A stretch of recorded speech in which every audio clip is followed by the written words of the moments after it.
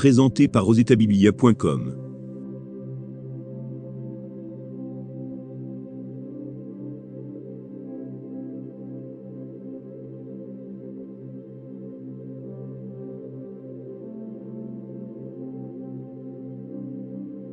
Épître de Paul aux Éphésiens. 1. Paul, apôtre de Jésus-Christ par la volonté de Dieu, aux saints qui sont à Éphèse et aux fidèles en Jésus-Christ. Que la grâce et la paix vous soient données de la part de Dieu, notre Père et du Seigneur Jésus-Christ. Béni soit Dieu, le Père de notre Seigneur Jésus-Christ, qui nous a bénis de toutes sortes de bénédictions spirituelles, dans les lieux célestes en Christ. En lui Dieu nous a élus avant la fondation du monde, pour que nous soyons saints et irrépréhensibles devant lui, nous ayant prédestinés dans son amour à être ses enfants d'adoption par Jésus-Christ, selon le bon plaisir de sa volonté, à la louange de la gloire de sa grâce, qu'il nous a accordée en son bien-aimé. En lui nous avons la rédemption par son sang, la rémission des péchés, selon la richesse de sa grâce, que Dieu a répandue abondamment sur nous, par toute espèce de sagesse et d'intelligence, nous faisant connaître le mystère de sa volonté, selon le bienveillant dessein qu'il avait formé en lui-même, pour le mettre à exécution, lorsque les temps seraient accomplis, de réunir toutes choses en Christ, celles qui sont dans les cieux, et celles qui sont sur la terre. En lui nous sommes aussi devenus héritiers, ayant été prédestinés suivant la résolution de celui qui opère toutes choses d'après le conseil de sa volonté, afin que nous servions à la louange de sa gloire, nous qui d'avance avons espéré en Christ. En lui vous aussi, après avoir entendu la parole de la vérité, l'évangile de votre salut, en lui vous avez cru, et vous avez été scellés du Saint-Esprit qui avait été promis, lequel est un gage de notre héritage, pour la rédemption de ceux que Dieu s'est acquis, à la louange de sa gloire.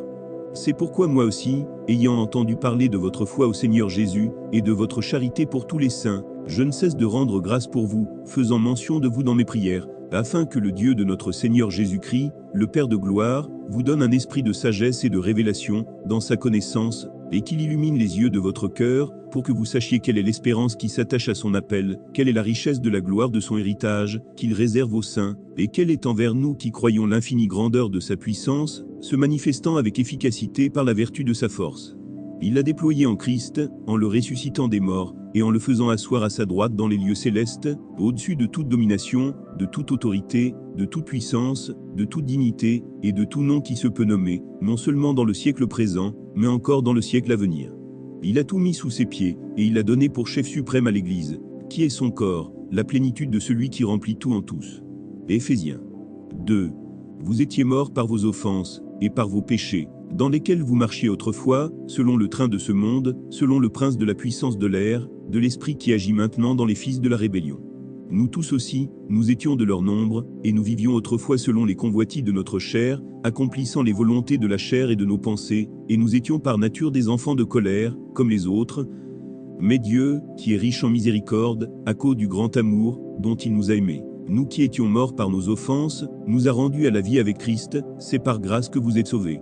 Il nous a ressuscités ensemble, et nous a fait asseoir ensemble dans les lieux célestes, en Jésus-Christ, afin de montrer dans les siècles à venir l'infinie richesse de sa grâce par sa bonté envers nous en Jésus-Christ. Car c'est par la grâce que vous êtes sauvés, par le moyen de la foi. Et cela ne vient pas de vous, c'est le don de Dieu. Ce n'est point par les œuvres, afin que personne ne se glorifie. Car nous sommes son ouvrage, ayant été créés en Jésus-Christ pour de bonnes œuvres, que Dieu a préparées d'avance, afin que nous les pratiquions. C'est pourquoi, vous autrefois païens dans la chair, appelés incirconcis par ceux qu'on appelle circoncis, et qui le sont en la chair par la main de l'homme, souvenez-vous que vous étiez en ce temps-là sans Christ, privés du droit de cité en Israël, étrangers aux alliances de la promesse, sans espérance et sans Dieu dans le monde. Mais maintenant, en Jésus-Christ, vous qui étiez jadis éloignés, vous avez été rapprochés par le sang de Christ.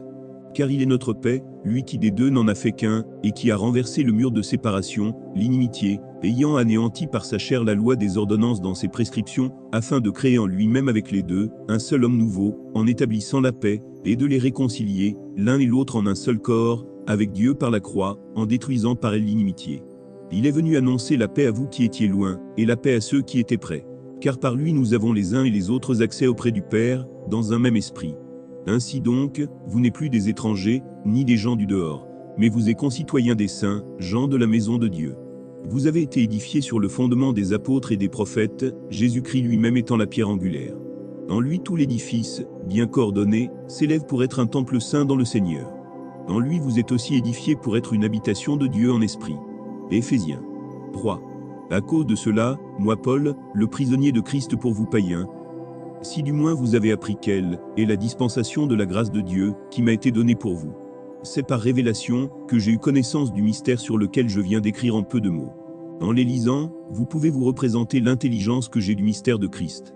Il n'a pas été manifesté aux fils des hommes dans les autres générations, comme il a été révélé maintenant par l'Esprit aux saints apôtres et prophètes de Christ. Ce mystère, c'est que les païens sont cohéritiers, forment un même corps, et participent à la même promesse en Jésus-Christ par l'Évangile, dont j'ai été fait ministre selon le don de la grâce de Dieu, qui m'a été accordé par l'efficacité de sa puissance. À moi, qui suis le moindre de tous les saints, cette grâce a été accordée d'annoncer aux païens les richesses incompréhensibles de Christ, et de mettre en lumière quelle est la dispensation du mystère caché de tout temps en Dieu, qui a créé toutes choses, afin que les dominations et les autorités dans les lieux célestes connaissent aujourd'hui par l'Église la sagesse infiniment variée de Dieu, selon le dessein éternel, qu'il a mis à exécution par Jésus-Christ notre Seigneur, en qui nous avons, par la foi en lui, la liberté de nous approcher de Dieu avec confiance. Aussi je vous demande de ne pas perdre courage à cause de mes tribulations pour vous, elles sont votre gloire. À cause de cela, je fléchis les genoux devant le Père, duquel tire son nom toute famille dans les cieux et sur la terre, afin qu'il vous donne, selon la richesse de sa gloire, d'être puissamment fortifié par son esprit dans l'homme intérieur, en sorte que Christ habite dans vos cœurs par la foi, afin qu'étant enraciné et fondé dans l'amour, vous puissiez comprendre avec tous les saints quelle est la largeur, la longueur, la profondeur et la hauteur, et connaître l'amour de Christ, qui surpasse toute connaissance, en sorte que vous soyez remplis jusqu'à toute la plénitude de Dieu. Or, à celui qui peut faire, par la puissance qui agit en nous, infiniment au-delà de tout ce que nous demandons ou pensons, à lui soit la gloire dans l'Église, et en Jésus-Christ, dans toutes les générations, au siècle des siècles. Amen. Éphésiens 4. Je vous exhorte donc, moi, le prisonnier dans le Seigneur, à marcher d'une manière digne de la vocation qui vous a été adressée, en toute humilité et douceur, avec patience, vous supportant les uns les autres avec charité, vous efforçant de conserver l'unité de l'esprit par le lien de la paix. Il y a un seul corps, et un seul esprit, comme aussi vous avez été appelés à une seule espérance par votre vocation. Il y a un seul Seigneur, une seule foi, un seul baptême, un seul Dieu et Père de tous, qui est au-dessus de tous, et parmi tous, et en tous. Mais à chacun de nous la grâce a été donnée selon la mesure du don de Christ. C'est pourquoi il est dit, étant monté en haut, il a emmené des captifs, et il a fait des dons aux hommes.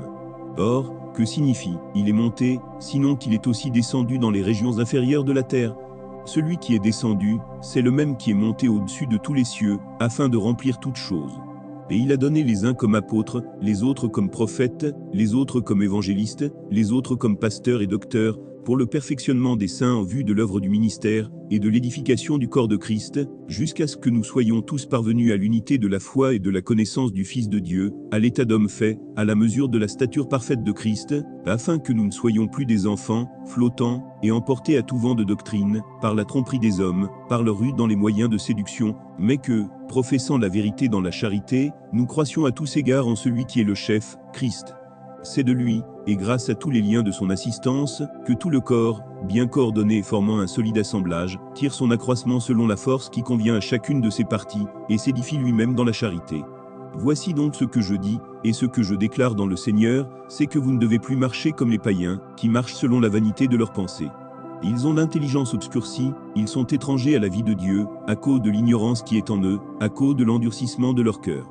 Ayant perdu tout sentiment, ils se sont livrés à la dissolution, pour commettre toute espèce d'impureté jointe à la cupidité.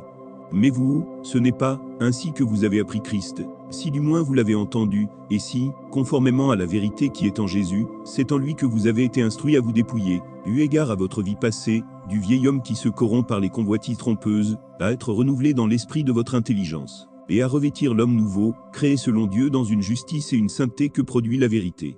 C'est pourquoi, renoncez aux mensonges, et que chacun de vous parle selon la vérité à son prochain, car nous sommes membres les uns des autres.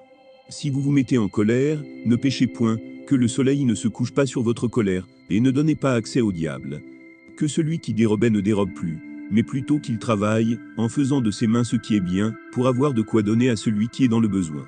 Qu'il ne sorte de votre bouche aucune parole mauvaise, mais, s'il y a lieu, quelques bonnes paroles, qui servent à l'édification et communiquent une grâce à ceux qui l'entendent.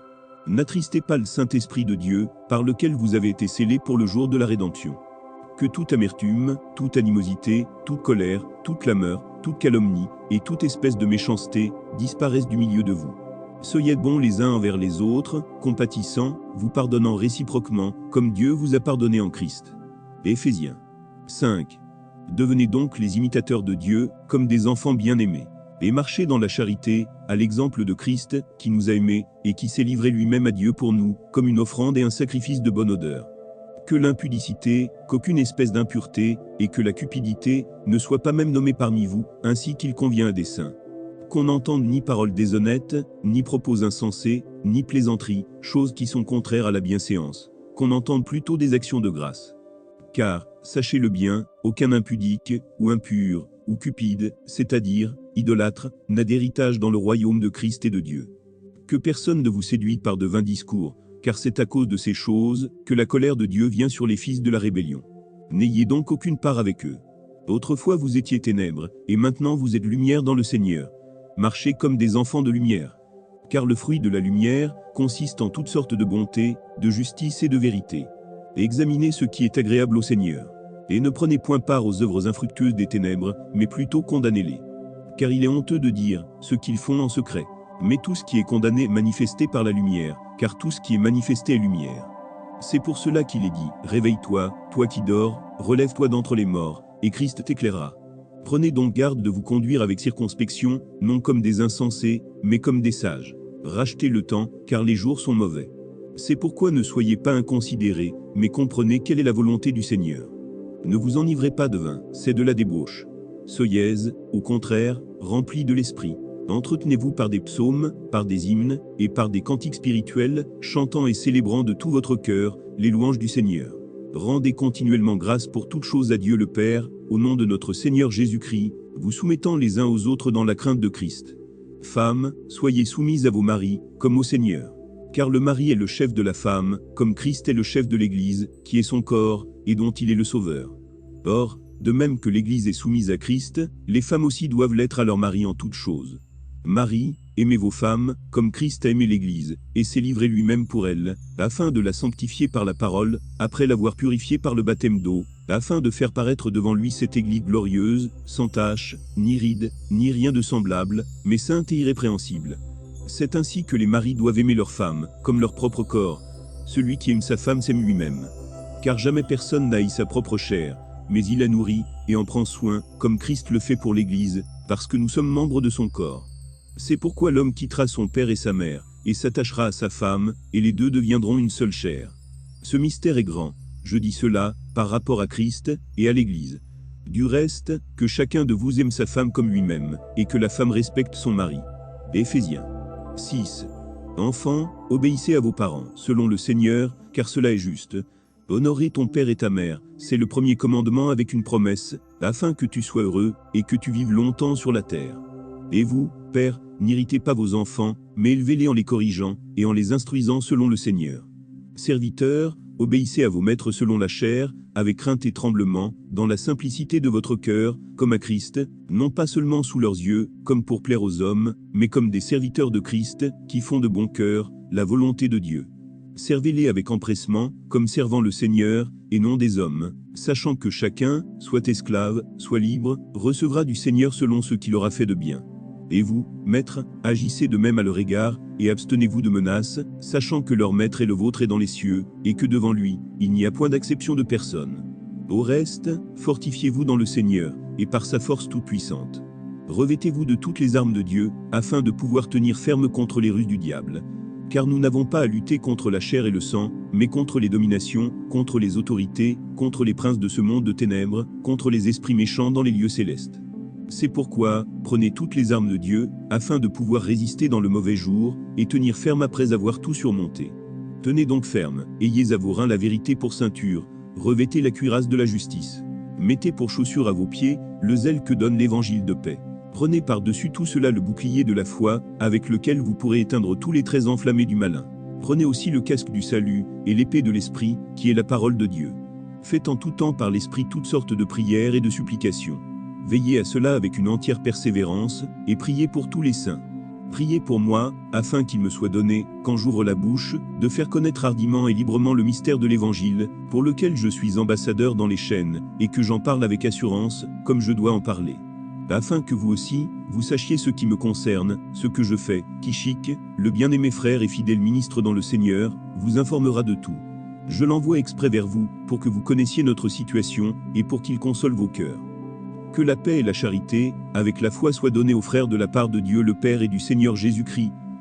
Que la grâce soit avec tous ceux qui aiment notre Seigneur Jésus-Christ d'un amour inaltérable.